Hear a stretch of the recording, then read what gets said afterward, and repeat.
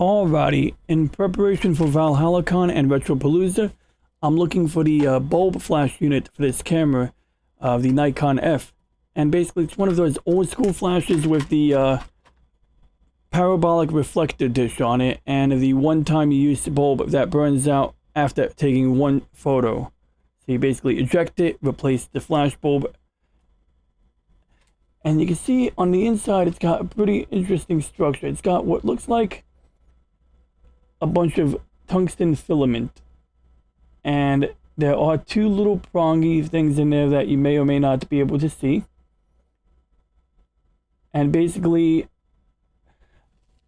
the energy from a 22-volt battery causes this to burn red hot, white hot, and within a fraction of a second it'll flash really bright and then burn out. At that point, you eject it. You maybe have like a handkerchief in your hand so that you don't burn your hand, and you put the next one if you want to take another picture with the flash.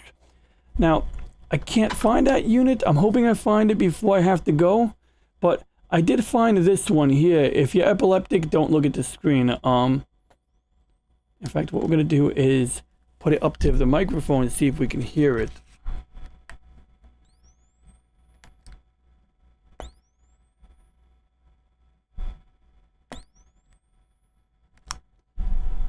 But yeah, this one is interesting. I got it out of the e-waste recycling heap some years ago. Maybe it's from the late 90s, early 2000s, maybe earlier. It's made in Taiwan. It says ROC made in Taiwan. And it's got some, cool features. For one, you can change the color of the front bit or put a color gel in here. There's like a little retro reflector, or there's a little Fresnel lens right here. And if I pull it out, you can tell it's definitely some kind of lens that, affects how far you can throw the light. And when you move it, you get a little label. It says normal, 50 to 85 millimeter. If I push it in, it says wide, 28 to 35 millimeter. If I pull it all the way out, it says tele zoom, 80 to 170 millimeter. So, it's got some extra versatility that I'm not accustomed to. Beyond that, it's a balanced flash. So normally you might be accustomed to a flash that's like this or like that. And what you might do is bounce it off the ceiling or bounce it off of other objects. You might even pick this up, hold it in your hand, turn it backwards, and bounce it off the wall. If you put it near your lips and turn on the flash, you could actually feel the heat coming off of here, which is kind of interesting. It doesn't get hot, but an arc lamp does, yeah, it feels like a nuclear flash. I mean, it's not that hot, but you can definitely feel the heat. Beyond that, it's got a little slide ruler here.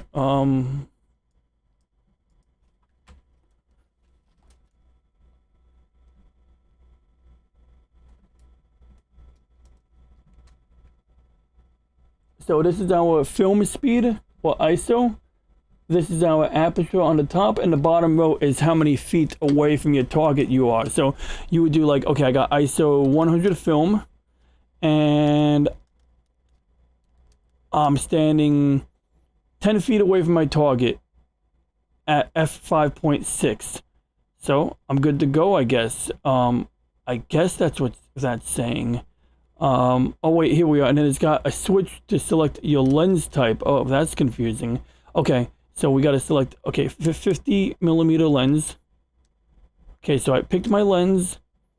Now the bottom numbers are lined up. So I think what it's telling me is, with the current film that I have selected, if I want to shoot at f1.4, which is like the maximum speed of this lens, my target has to be like 15 meters or 49 feet away. If I want to shoot at f5.6, my target needs to be 4 meters or 13 feet away. If I want to shoot at, say, f2.8, they got to be 7 meters or 23 feet away. So, it's like basically, I don't know, what the guide number is of this flash, but I know that this this slide rule is telling me what my options are when figuring out how to put everything together. Now, essentially what it's saying, based on the brightness of this flash, you should adjust your aperture accordingly. Now, what I find interesting is there's no provision here for shutter speed. And that is probably because it's working under the assumption you're in a dimly lit spot, that unless you have this flashing, you're not gonna, see anything anyway. And so an interesting trick is you can run at a pretty slow shutter speed and you won't get motion blur if the room is so dark that there's nothing to capture. And essentially the flashing of the flash itself becomes effectively your de facto shutter. Because without that flash, nothing is going to hit that film that is worth being, seen. Now, beyond that, we got a little hot shoe on top of here. Let me see if we can get this in focus here. So we just slide it on here. I got a little slidey thing here. We tighten it nice and firm, and then we plug in the PC cable or flash synchronization cable. Pretty much every old and new camera has something like this, or you can buy an accessory to add it to your camera. In fact, I do have an accessory for my Olympus pen somewhere. See, I wish I went looking for crap that I misplaced a week ago. I remember seeing this thing too. It's like, it's a little boxy thing that you slide into the top of my Olympus camera, and it would allow me to use that old school flash unit. So if I find a flash unit that takes flash bulbs, I would love to use that on a digital camera a lot more than on this. I mean, I like this camera, but to be able to do on a digital camera, see instant results and see if you're doing it right and maybe make some adjustments that where you're doing it would be quite interesting to me. And oh, this is weird. This thing is getting a little loose here.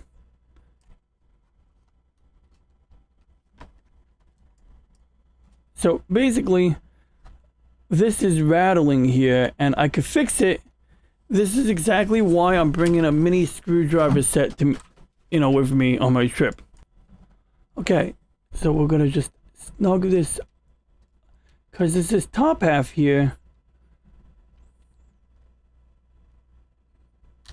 That's weird. That's fucking weird. It's just coming apart. Oh. Excuse me. I did not mean to bash my microphone.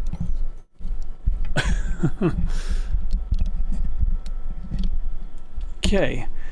So let's see. Oh, God. That's not expected. Did I drop a couple of screws while I wasn't looking? Because I'm down a couple of screws right here. In fact, it looks like somebody replaced this screw. Okay, yeah, this thing is down a couple. I might have to hit this up with an eyeglass repair kit.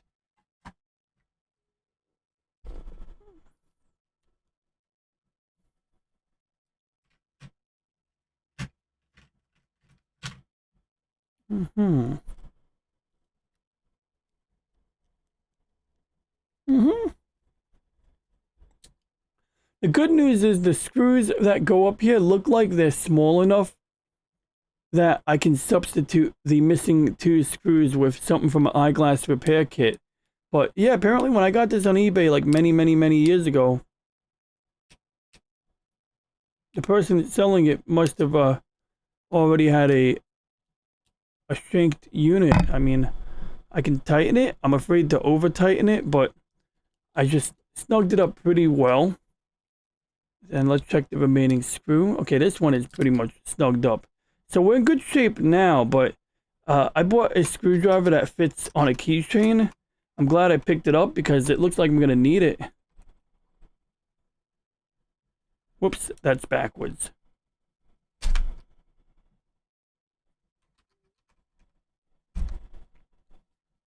Right, so now let's see how this goes. So that explains why it was so loose.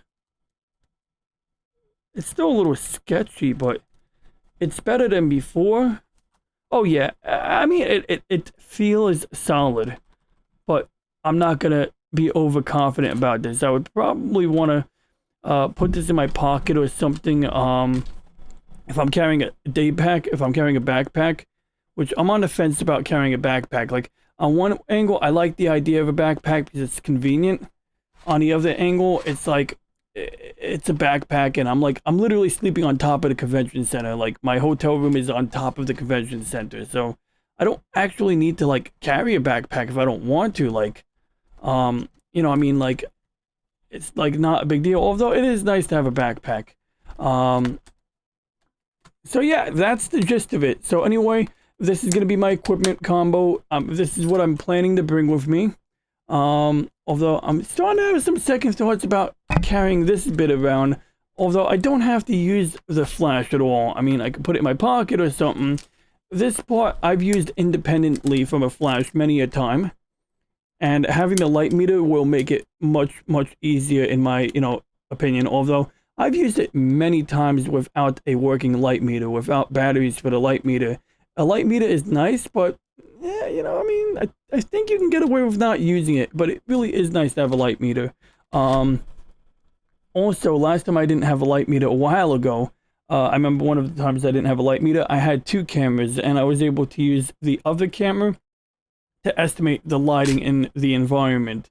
So yeah, that basically concludes everything here. Other interesting facts about this camera, well, up here we have a light meter, and there's like a little needle leaf thing that you may or may not be able to see if we hold the viewfinder. There should be like a white thing at the top with a little arrow. And there's actually a number next to that white box, and that is the current shutter speed. So when I turn this knob to change my shutter speed, the light meter knows my shutter speed, and it'll confirm it in the little indicator. And essentially light comes from the lens, bounces off the mirror. Mirror is here, and then goes into the viewfinder. From there, because it knows my current shutter speed, as we already know, and it'll know our current aperture, that needle will go to the correct position.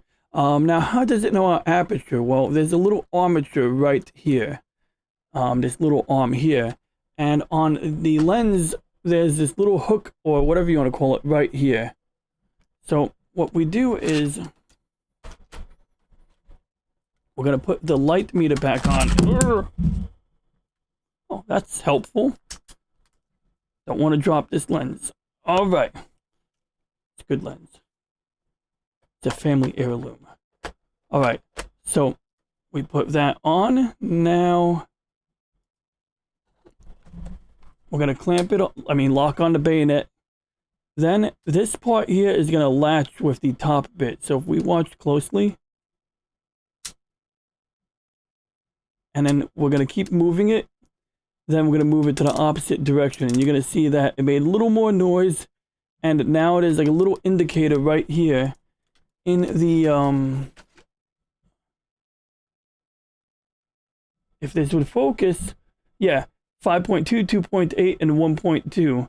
And actually the red line is right before 1.2 because this is indeed an f1.4 lens. But basically this light meter is compatible for use with Nikon lenses which have this attachment. So, you know, it's a Nikon F mount, and the older Nikon lenses worked like this.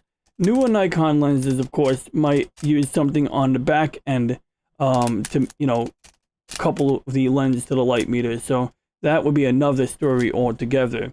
But that's the gist of it. Now, if you're using a flash, you would use a different method. But when you're not using a flash, the light meter is really helpful for getting the correct exposure. However, if you have a dark subject in front of a brightly lit background, or you want to do like something where you can see the landscape, you do have to, you know, use your discretion. And essentially the main rule of thumb is the narrower the aperture on this lens,